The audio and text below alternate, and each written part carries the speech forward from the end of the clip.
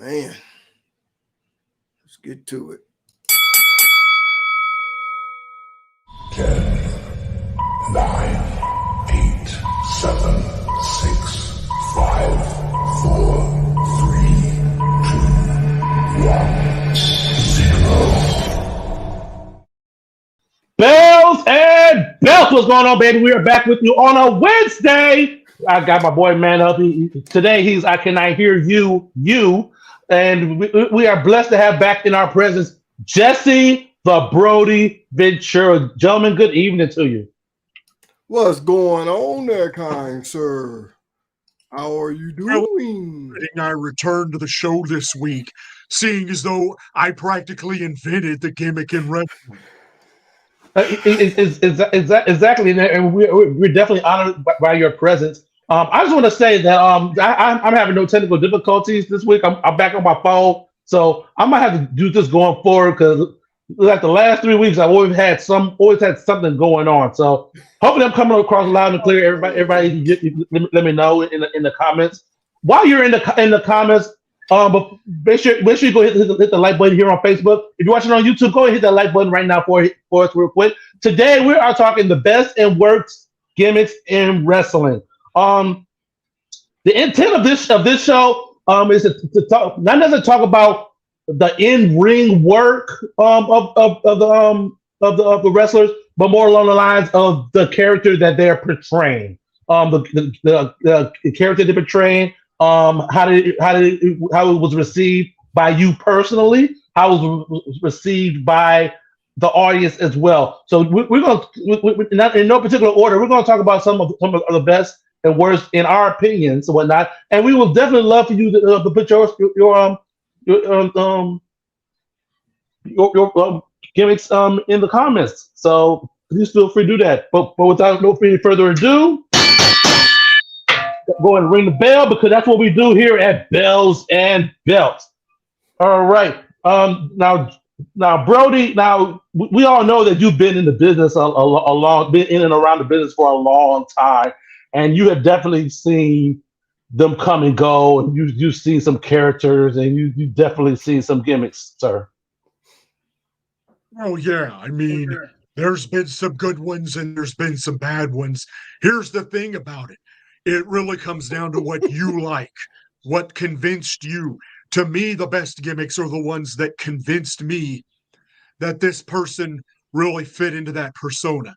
To me, I'm going to lay down some unpopular opinions today, most likely. So get ready for that. Well, I'm looking at the ones I came up with as well. In the words of Brocephus Jody, he always talks about the low hanging fruit. Now, I don't think I only got like a couple of those in the ones I put down, and so it should be quite interesting. But we're gonna go ahead and get this bad boy stuff. Yeah, we got Brody Ventura back. We sure do. You lucky devils. It's governor to you, asshole. Oh, user. You're not even gonna. You think you're being all stealthy here, not showing your name, when all you gotta do is give StreamYard permission on Facebook to see your name, and then you won't be a coward.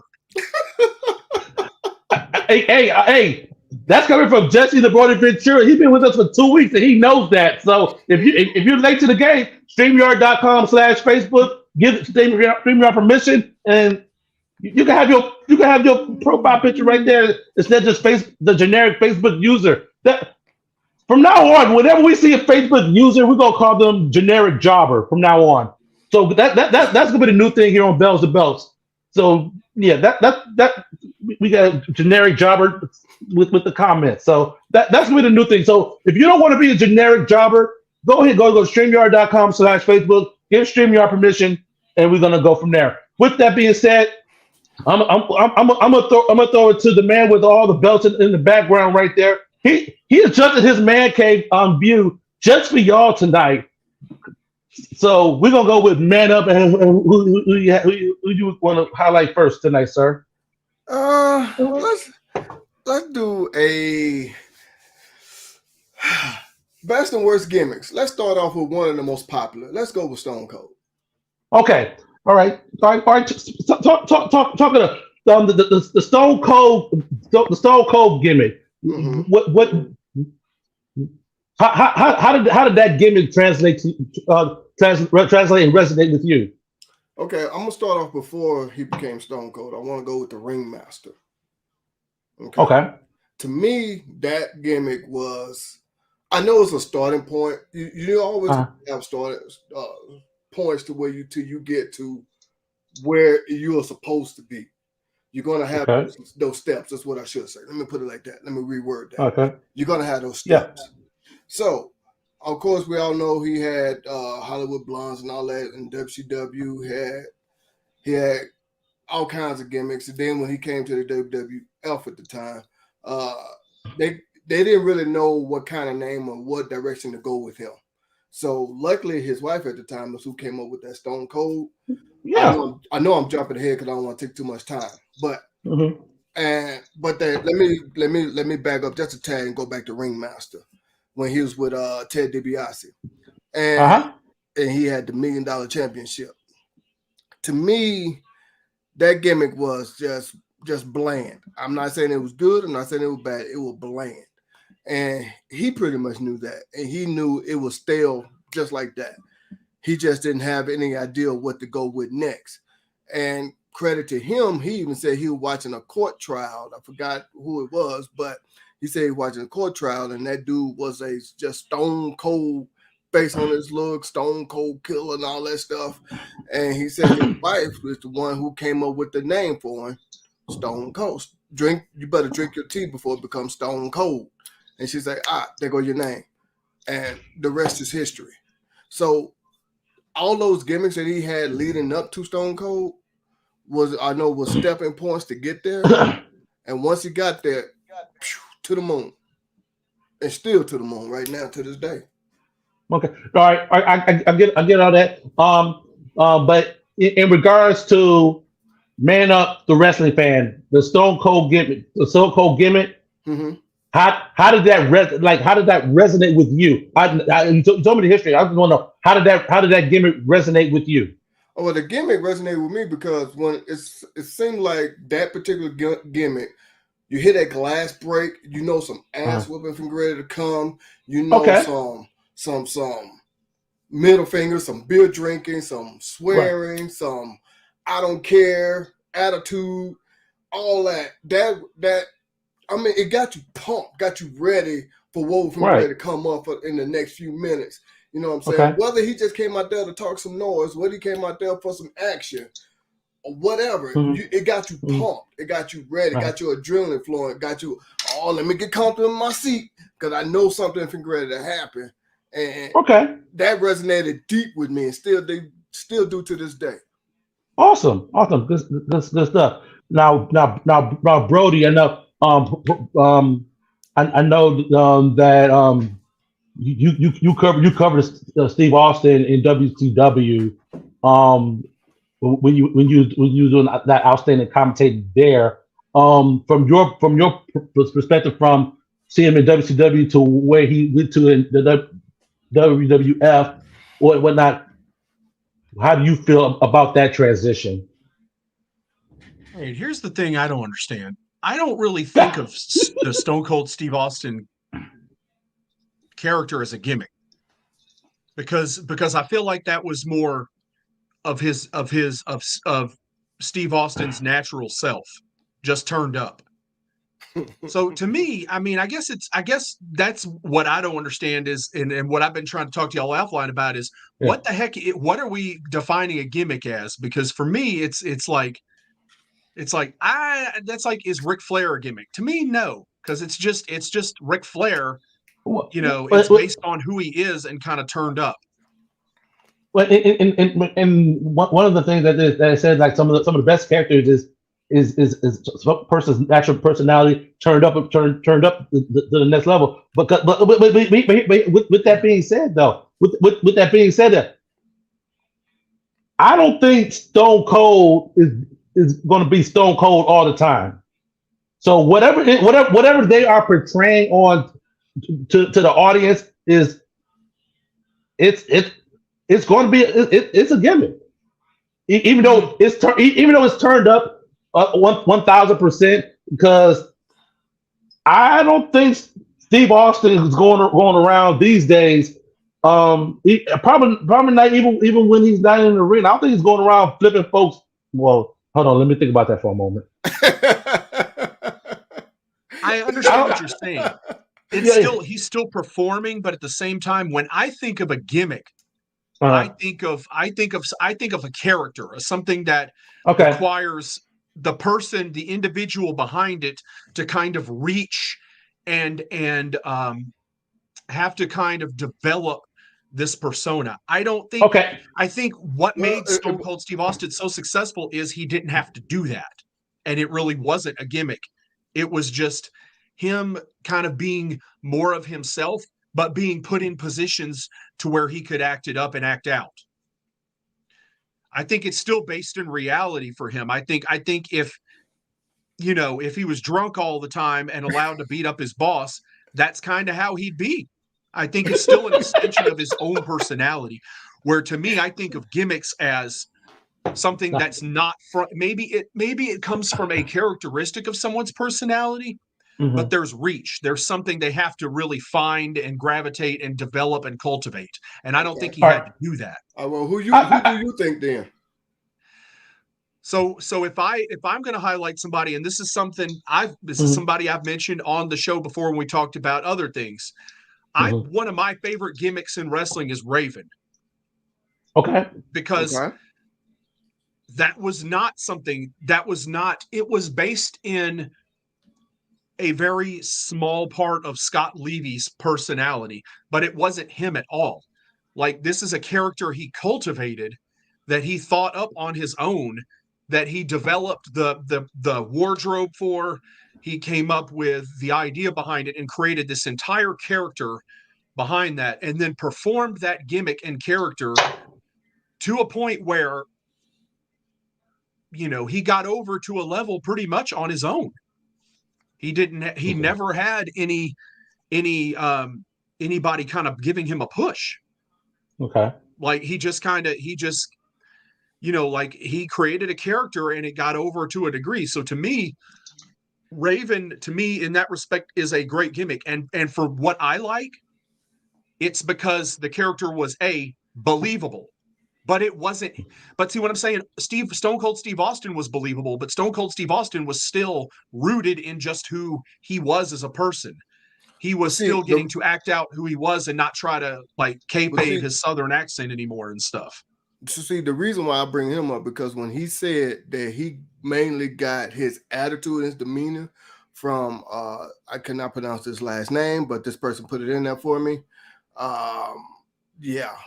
Hey, by the way, in the beginning, I don't think he came off acting like a serial killer. No, but he had that demeanor that I don't care demeanor. He even said that's where he got it from. So, by the way, bringing that up. By the way, thanks, Generic Jobber, for putting that in there. Appreciate that. Yeah. So that's the reason why I put him in there, because when he said he was watching TV and he watching the Trial of the Century or whatever he called it at that time. And that dude, he said the demeanor of that guy is where he got his character from. I think that's where he got his initial character from. What he tried to originally when he was developing Stone Cold Steve Austin as a heel. I think that's where it was coming from. I don't think that's based. I don't think the direction and the character he became was rooted in that at all. I think originally when he was trying to be a heel, it was. Maybe so, but I'm just going by what he was saying. But I just personally don't see Stone Cold Steve Austin as a gimmick. I think it's more. I think it's more like Ric Flair, or where yes, there is some flamboyance, there's some colorfulness that's turned up from the person, but it's still based off of, hi, this is Steve Austin. He's a wrestler. He's in black trunks and black boots. And that's really, if you want to go deeper into that, that's really where it came from, is when he was still running as Stunning Steve in WCW, he just did not understand why they could not come up with something just for him as Steve Austin in black tights and black boots. And then he found out a way to kind of be himself, but create but in his, I don't think it was so much of a gimmick for him as it was creating the right atmosphere for him. Okay. I think Okay. it's more of the atmosphere than the character. Okay. That's for me. Hey, You could have. What did you? yeah. Oh, Yeah, no, I'm sorry. I was gonna say no. I like this. I like this. This back and forth. When you you guys watch it, what do you guys think about that? In regards to what Joey said and what Matt wound up saying, we definitely want to get your input. I'm gonna segue to my one of my favorite gimmicks and whatnot. And this one may be a little bit of a popular, but one of my favorite gimmicks was the evil Doink.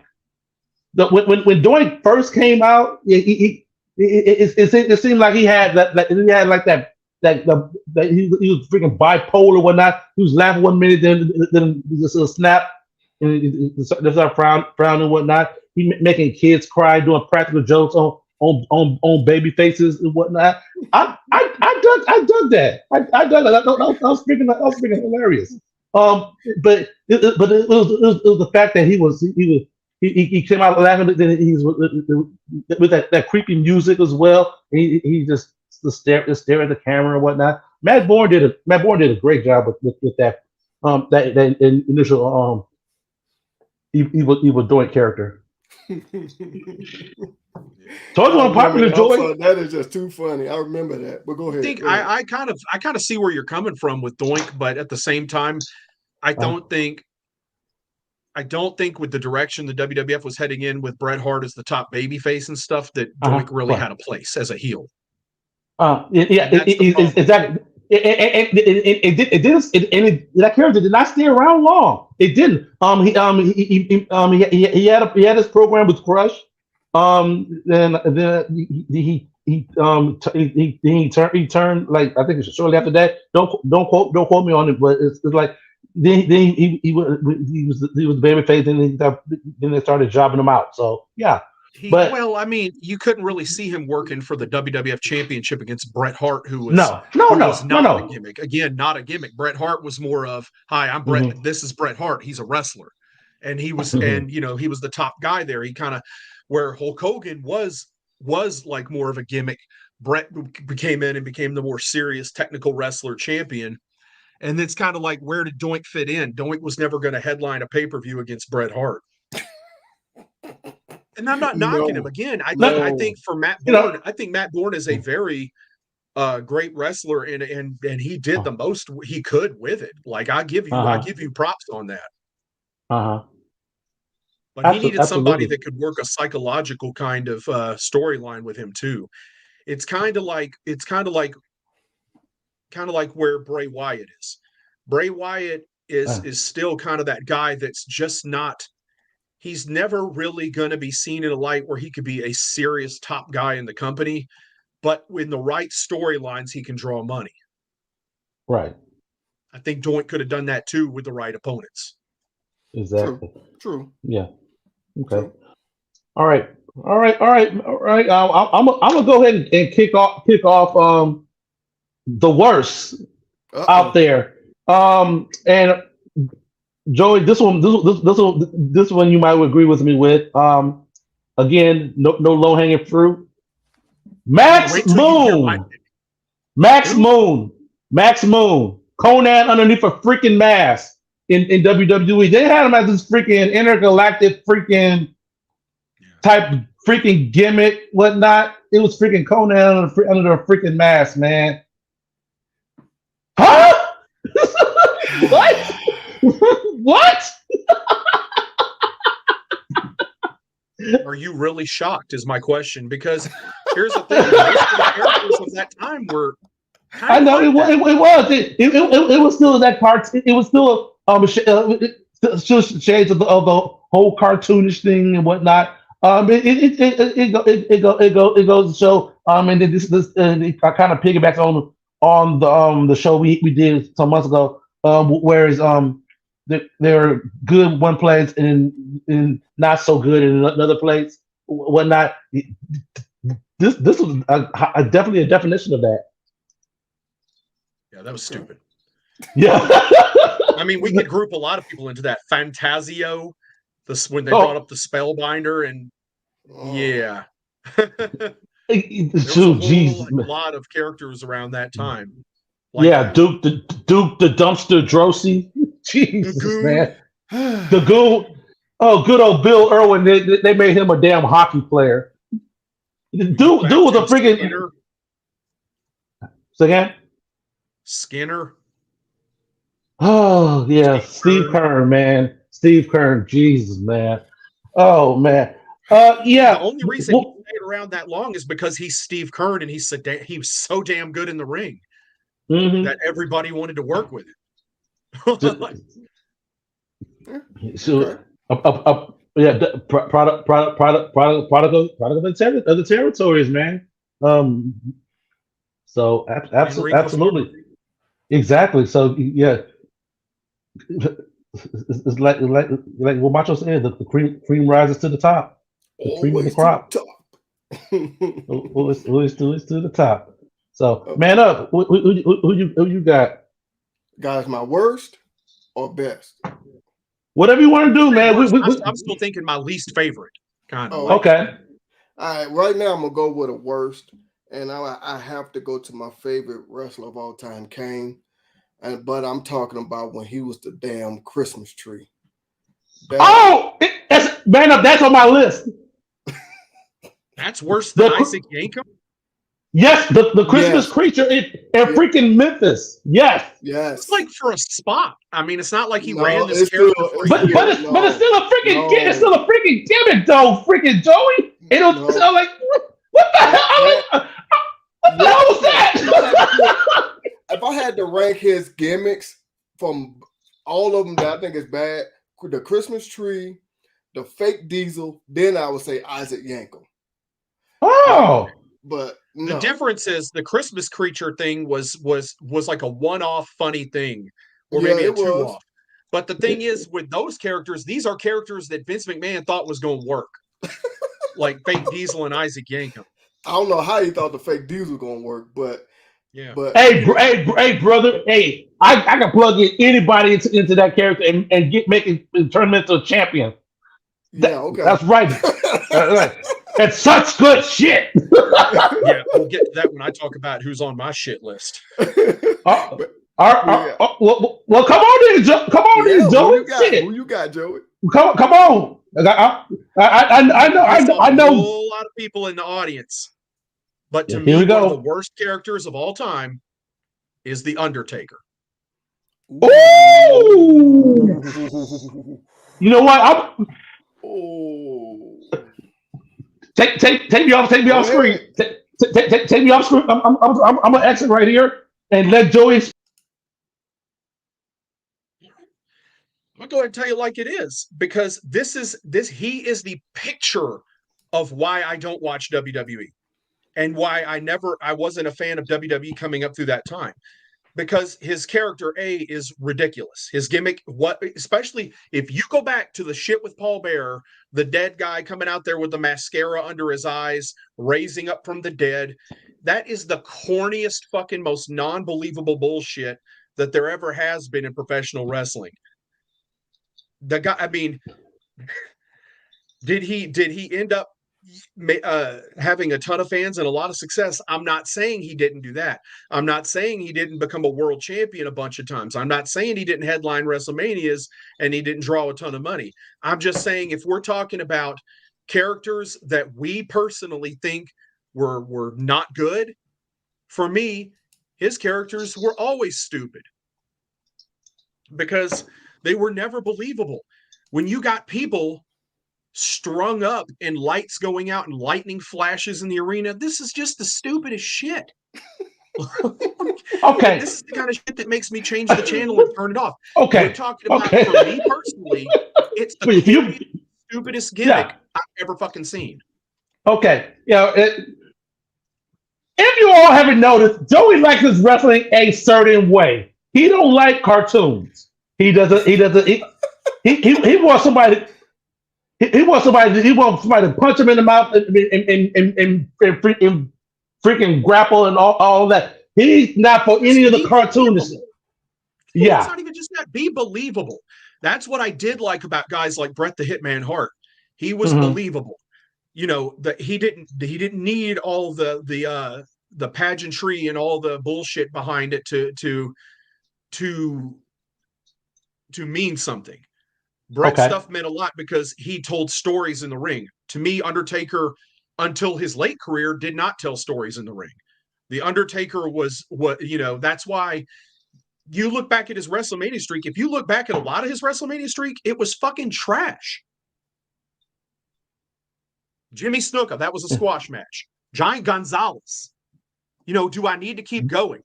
Like fucking, I can't remember when he wrestled Kamala, but it's just most of the matches. Kamala was at Survivor Series, but yeah, I know it wasn't at WrestleMania. The point is a lot of this shit, like, and those matches were fucking stinkers. They weren't because Undertaker was better when he was in the ring with somebody that could tell stories. He could not. Okay. And when he got better in his later years, he was still main eventing or having big matches at WrestleMania with guys like Triple H, Shawn Michaels, et cetera, et cetera. And he worked with those guys multiple times because those guys could get it out of him.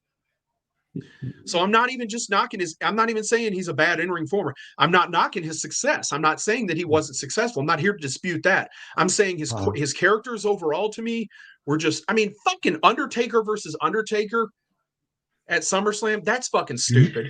Damn it, give it to me all day long, baby. Give it to me all day long. Disappearing, lightning striking in the ring and him just disappearing and shit.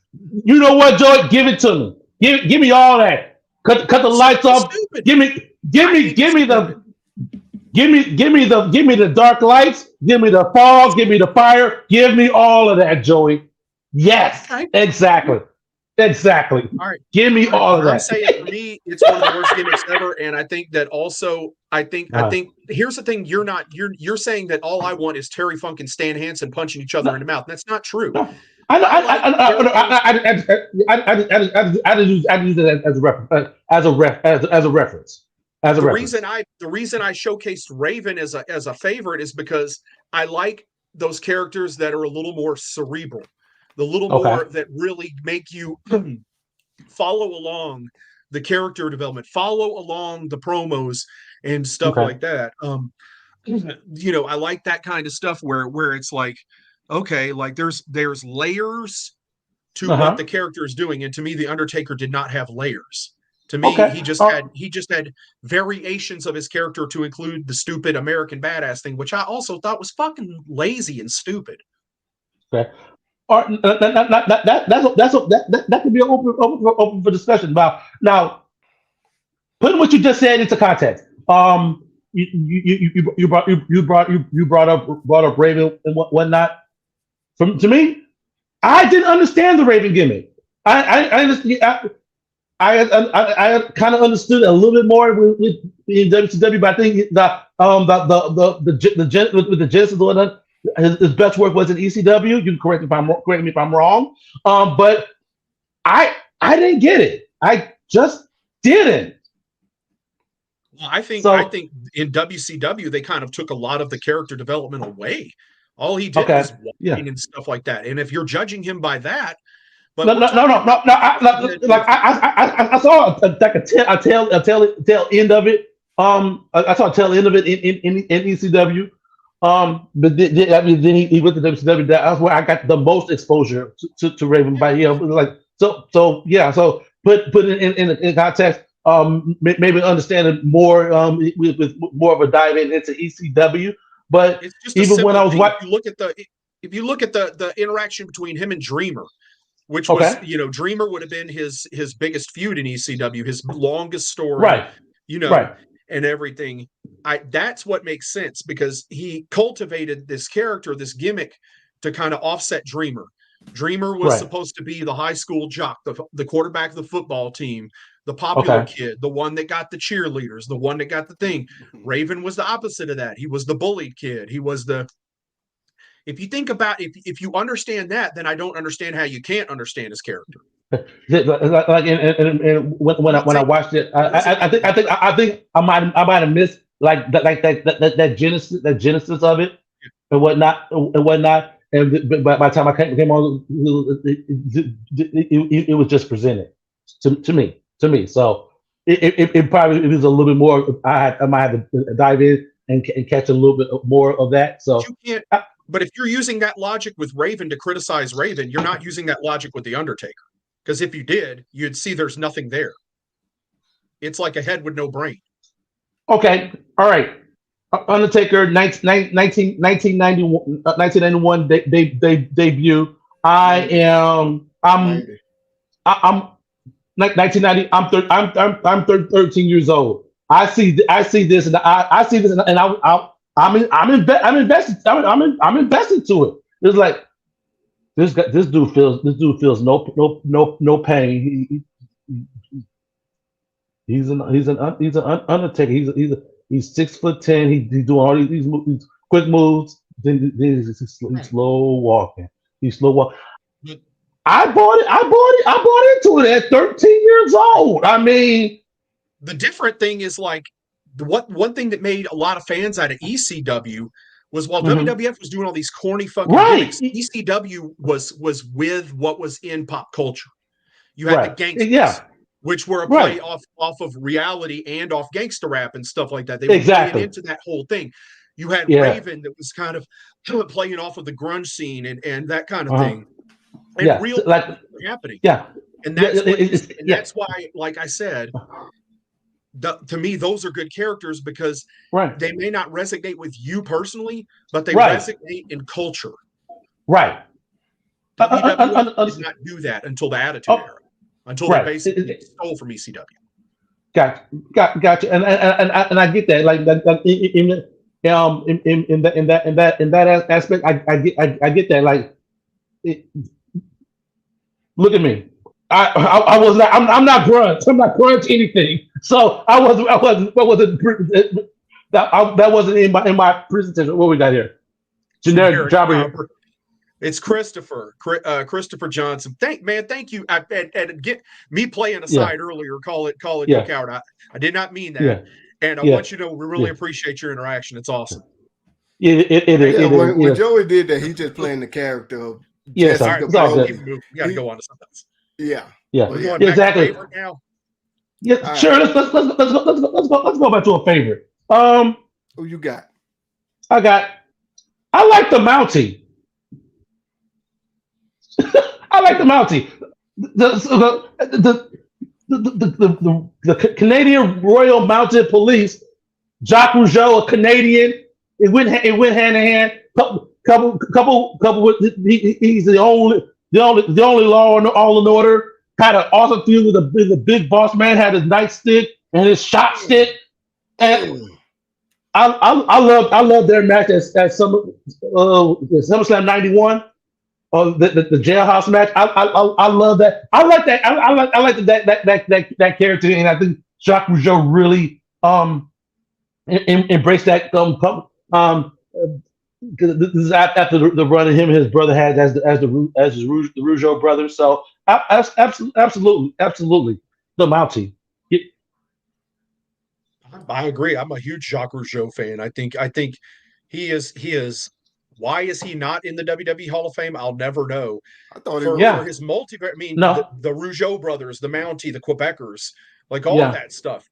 You put him in any role, and he did his damnedest with everything. Even the Quebecers was kind of an extension of the Mountie character. It was, but I agree. His promos were solid as hell. They were really good. You put him in the ring. They put him in the ring with Bret Hart. Great stuff too. Yeah.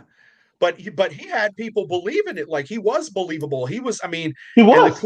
What was kind of corny with the shock stick. Like you believe this? Yeah. He's electrocuting people on TV and stuff like that because they were selling it well. He was. I love what that Saturday night.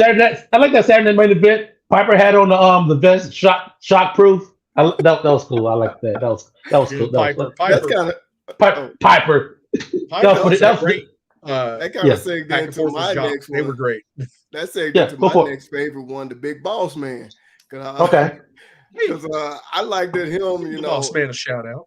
Yeah, because I like when he was good cop and bad cop. I like both of them.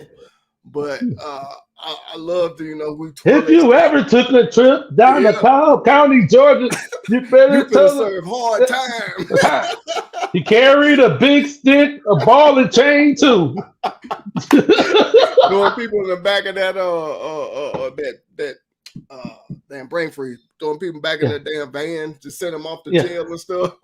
Man, and that was an amazing character, man. Hey, he had that nightstick down pat too, man. He did. I can't do it.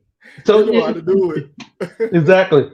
But Brody, that was an awesome character, man. Now what I gotta do, now that I'm back in character, is we're gonna turn back the clock of time, as he said. Yeah. We're gonna go back to my WCW commentary days, and I'm gonna bring up a gimmick I thought was really, really solid. A creation of the American Dream, Dusty Rhodes. I'm talking about Johnny B. Bad. Okay. All right. I like the play of Little Richard off of that one. Oh, hush, Teddy. And that was I dug it. Because I heard an interview with Mark Merrow talking about it. He talked about Dusty would spend a lot of time with him, like walking to the ring with him, showing him how to walk. Because you could see Dusty could have done all that Johnny B. Bad stuff. He could have. Right, exactly. And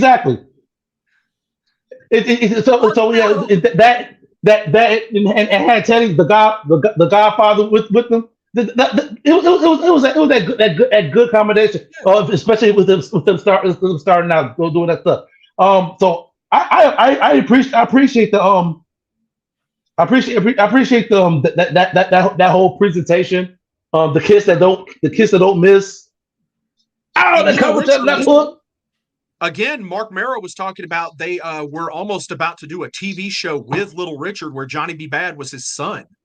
Like this was something that they almost took to production, and made. Wow. Because Little Richard was a huge fan of it.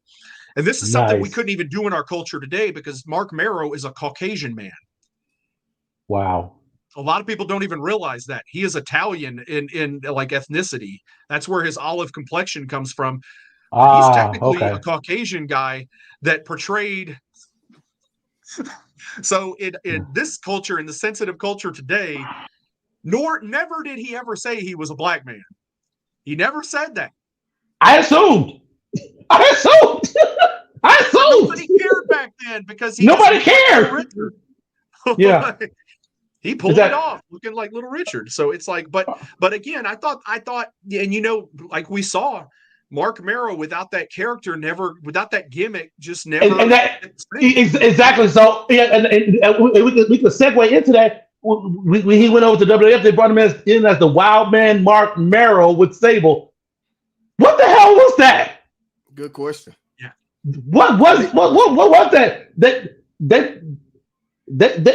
put a rocket on him to the Intercontinental title. They had Sable, but there was no substance there. Yeah, there was no substance there. It's like, great, you won the belt. Who cares? Exactly. I like the marvelous Mark Merrow gimmick that he did as a heel. I like that better than the Wild Man thing, but nothing beats Johnny B. Bad. Yeah, because Wild Man, I think that was Vince's attempt at Johnny B. Bad, but to own it, and it was a fail. Epic fail. So good segue. Good segue on that one. Man up. How you doing over there? And the worst. Got him. Oh man. Okay, I'm gonna go since I said Big Boss Man is one I like. I gotta go to one that I don't like. Okay. And that's gonna be when Hardcore Holly was playing a race car driver. Sparky Plug. Thurman Sparky Plug. I couldn't remember that. Yes. Thurman Sparky Plug. To me, I think. Excuse me for just one moment. Keep talking. Okay. Yeah. But So again, with a lot of the cartoonish characters that they had, it was Thurman Sparky Plug, Spark Plug, Bob Holly. I think it was another one. Yeah, I'm glad that he kind of evolved to hardcore Holly whatnot. So they can they played off that and the hardcore trial a little bit, but oh yeah, that was a But see, I didn't take woo. it as a cartoon character. I took it a whole Well, nother way. no, explain. Go and explain then. Okay. Now I know back in those times you could pretty much do almost anything you wanted. Nobody got their feelings hurt. But today, if you go back and look at that, I took that as a little bit racist. Really? Yes, I I did. I I did. I, Okay. I didn't see it that way. Okay. I did. Now Okay. I'm trying to watch my words here because social media, Okay. but Yeah. race car driver from Alabama. Okay, yeah, I'm gonna just leave it at that. Okay. Well, So I'm just gonna I, I'm gonna let you all right. use your imagination with that. Okay. I can see wait. I can see with that whatnot. Yeah. Um, So that's how I took it. it play off of the demographic Yeah. of NASCAR a little bit. Okay. Okay. Yeah. I see you. I see you off And I there. was a young kid and I saw that and I was like, okay, I'm not saying the man's skills ain't good because I love his skills. I know he was a complete asshole in the locker room. Everybody says that. So Uh-huh. if everybody But said I gotta believe it. But okay. well, I don't have to, but you know what I'm saying. Yeah. No, yeah, But but I get you. but yeah, I just Mhm. couldn't do that gimmick. That gimmick. Now his hardcore Holly stuff, I loved it. Yeah. But that Okay. race car, Not too much. Okay. what you got, Steve? I'm gonna throw a worse one at you, and I hopefully Joey don't feel a certain kind of way about it. But Well, see, Das Wonder Kid Alex Wright. I couldn't get behind a freaking the techno music. It's not much of a gimmick. But I just couldn't get behind him doing that. Great in the ring, but it's like I couldn't get that was this is no. I I'm laughing, no. fellas. Yeah. I mean I couldn't get I just behind it. don't I think of just that as a couldn't. gimmick, really. It, He's just a dude. a dude that's one kid from Germany. Yeah. I don't really But think, it's that's kind of who he was. but Not really a gimmick to me, but he did the dancing thing was just whatever creative's attempt to get him over. But I wouldn't. I mean, just a leather jacket and tights. I'm like, it's not really much of a gimmick, but it was Joey. I feel some kind of way about it. I just don't really see it as a gimmick. But Yeah, a character that I couldn't get behind this man. again, what Okay. character? All right, the Berlin gimmick was worse. Yeah, it was. That was a gimmick. That was a gimmick. That's more of taking Okay. Alex Wright and giving him a gimmick. And yeah, I actually don't think Berlin was that bad. I think they didn't do anything with it, and it just was a bad time and stuff. Like it just didn't. I don't think it was bad. I thought his look was impressive. Okay. Yeah, they went complete 360 with Berlin though. So yeah, exactly. All right, Brody. What else you got for us? Here's another good one that we should mention. Double J, Jeff Jarrett. That was a good gimmick. That launched his career in the WWF. Okay. Spend my days working hard on the go. I'm just talking about the whole, like, he was well committed to that character and it worked He was. well. He was able to project what, that gimmick vision, and he made the best out of it, And I for as long can't as it could run. It wait to just didn't be work once the alone with Attitude my Era came baby around. tonight. Yeah, but coming out on the horse with the daggum hat and the lights flashing on his And then he could back it up in the ring. He was, Jeff was a great in-ring performer. Still Jeff, is. Really. Jeff is awesome. Jeff is awesome. He is. He's still doing it. Still making everybody look good. Still.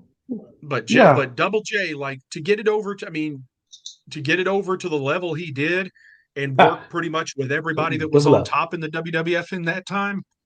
So trust it. Trust it. Knock him. Exactly. And I got another one that you will appreciate there, Joey. The model Rick Martel. Oh yeah, that was good. Oh, that was very good. Oh, they planted the seeds for that turn beautifully upon his return to Strikeforce after his injury. They planted those seeds. They paired him off with Slick. He was off to the races with that. Then he started doing his own thing. Was with another great gimmick, Jake the Snake Roberts. Yes, that whole story was beautiful, man.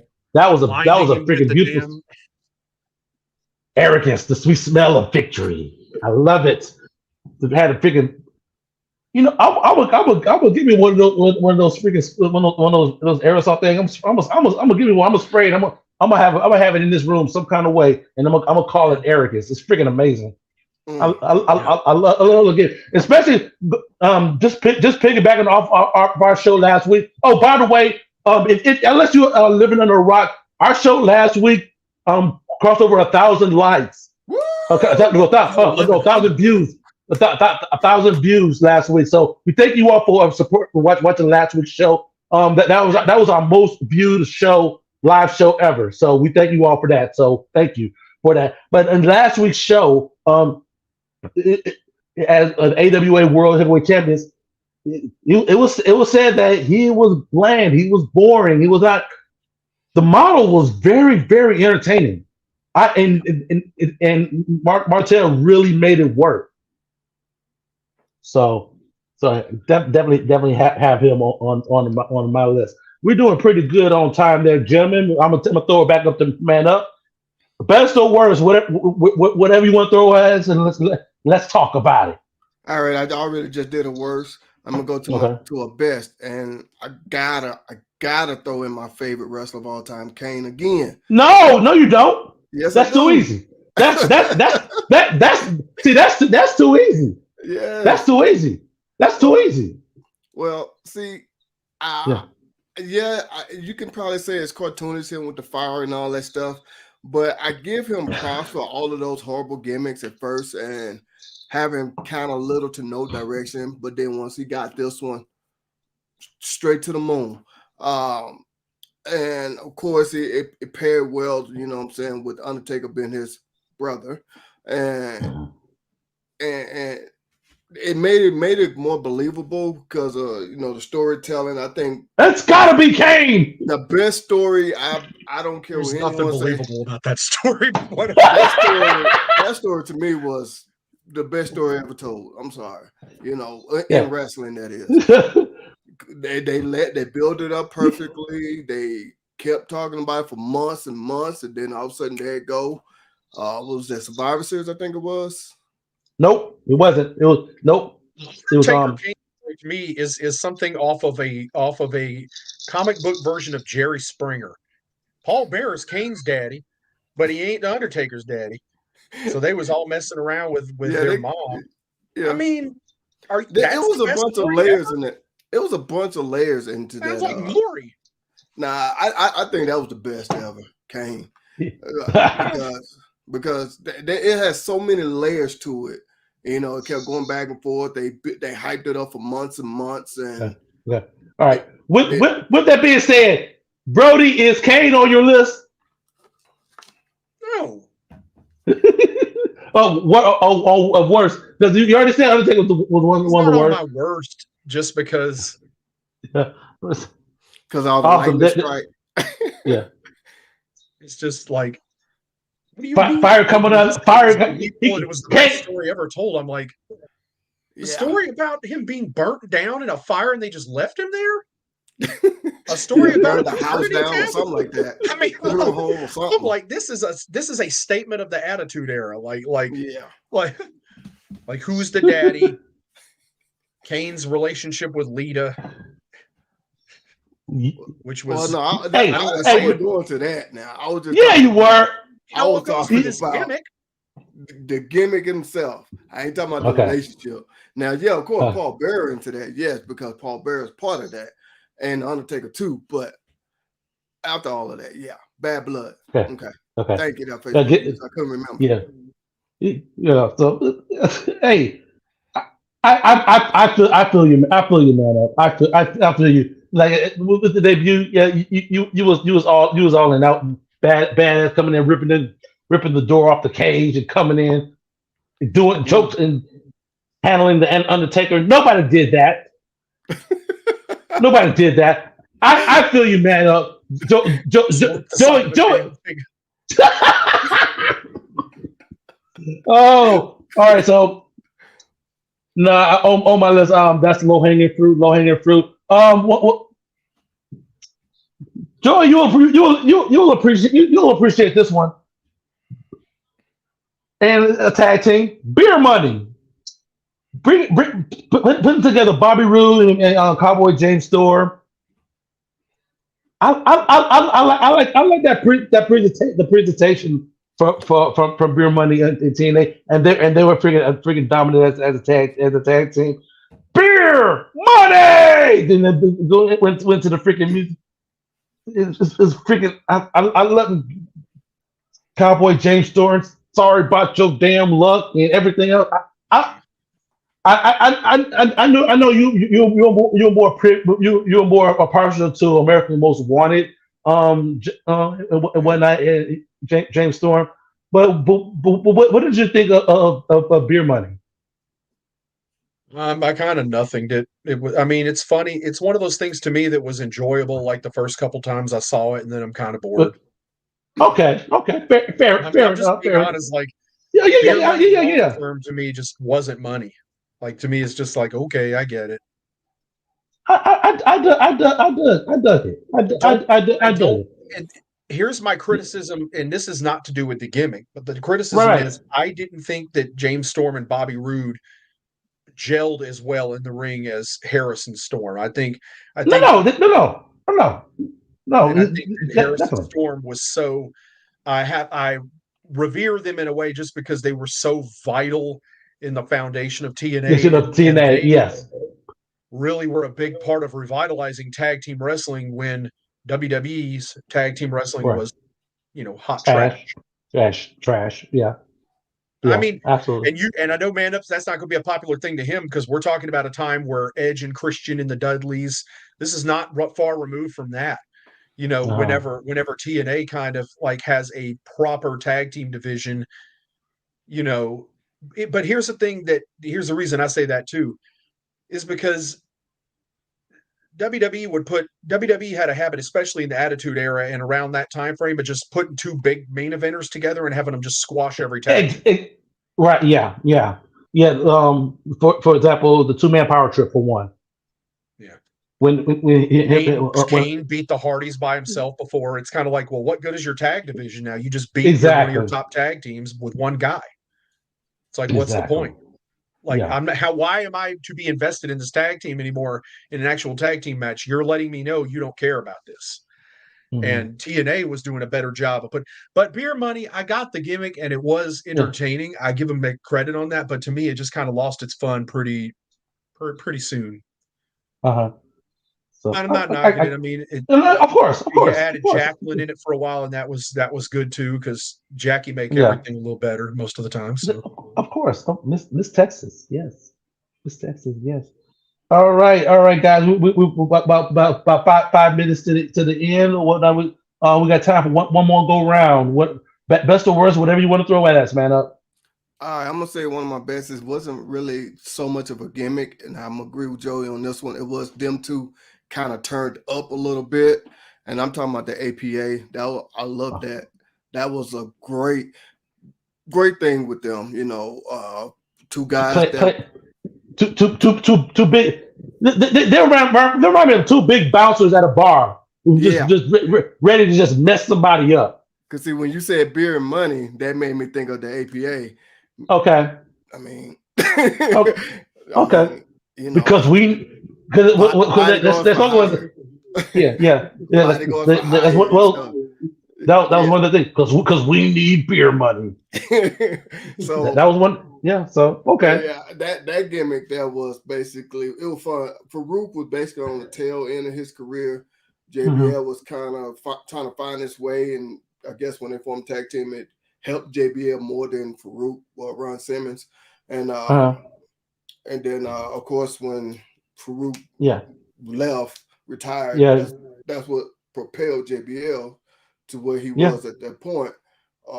But them together, to me, we in the back, playing cards and with the fake door and stuff, and you better knock on the door. You wasn't raised in the barn type crap. They beating up everybody in the bar, smoking cigars, drinking, all that stuff. That was fun, man. That was fun to watch.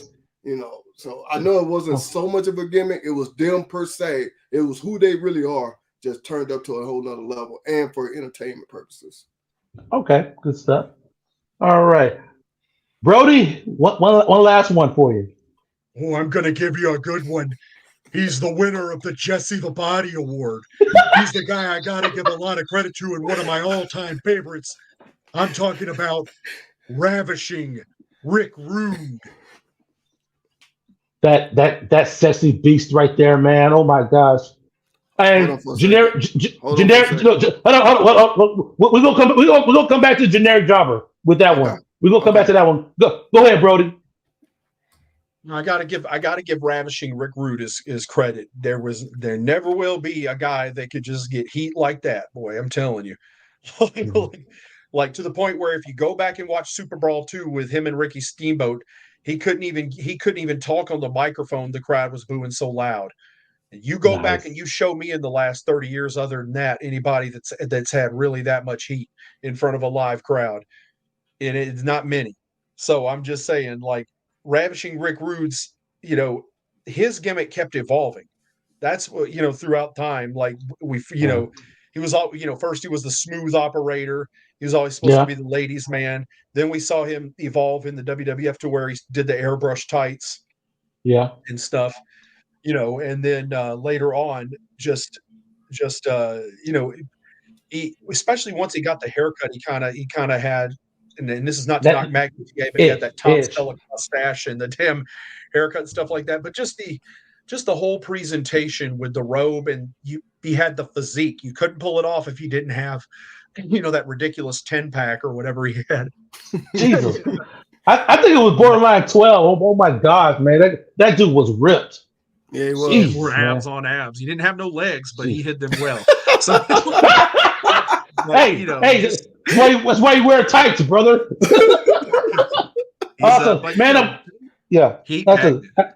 exactly. Man, I'm going to throw up that last one.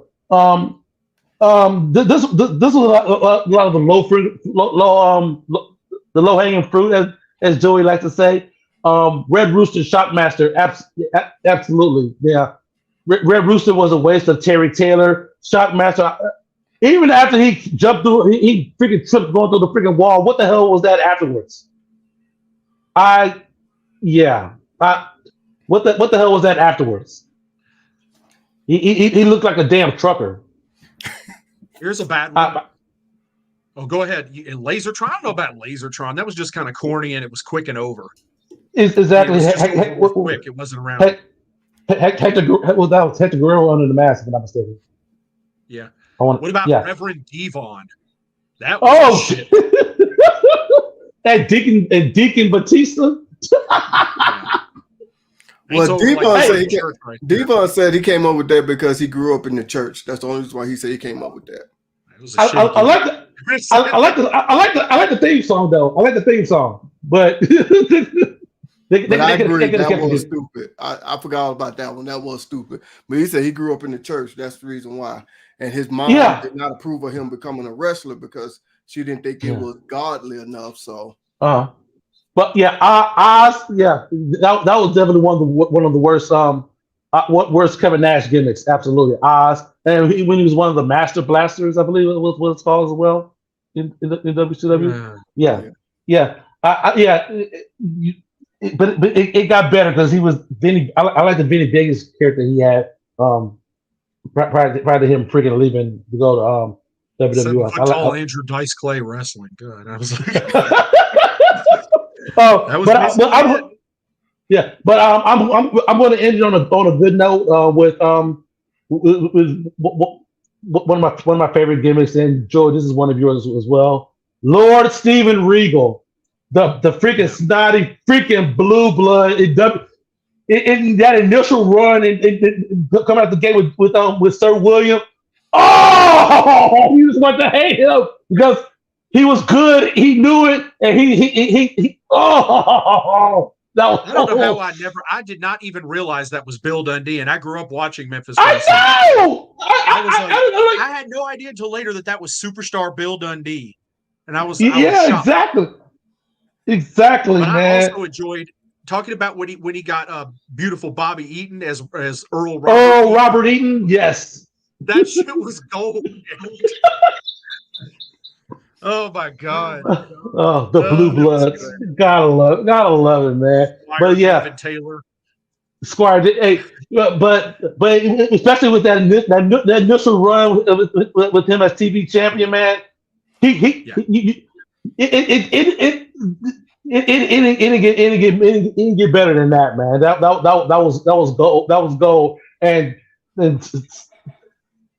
oh yes. I wanted to hate him so much, but then he could wrestle so well, and you were like, God dang it, man. Like, damn, I want to hate you, but you're so good. You're so good at what you do. There you go. But I enjoyed his short program with Larry Zbyszko. Yes, I thought Larry absolutely. was a great opponent for him and great matching technical styles. Oh, it was, man. Well, guys, another show in the books. Outstanding job. Little peek behind the curtain in the preparation for this show. We already know what the hell we was doing with this one, so we threw this together. We hope you guys enjoyed it. If you could do us a favor and do a couple things for us, man up on YouTube. What can they do for us? On YouTube, if y'all like what we're doing here, you like today's show, or if you like anything we do on YouTube, go ahead and hit that subscribe button. Hit that like button, and when you hit subscribe, make sure you hit all notifications. I reiterate that because some people do not, and the reason why I'm saying that is because when you hit all notifications, every time we do something, you will get it right away. Joey, what else can they do?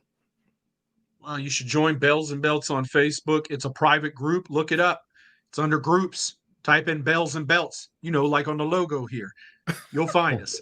And now we have a lot of fun in there. We share a lot of other content, and exciting news is going to be coming out in there as we try to, broaden our kind of content. And we're working on some big things behind the scenes right now. So just stick with us.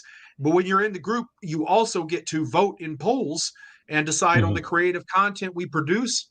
So look for something probably coming out maybe later this week where we might throw a poll out there and see what y'all want to see as we try to come up with new and exciting creative ideas to entertain you.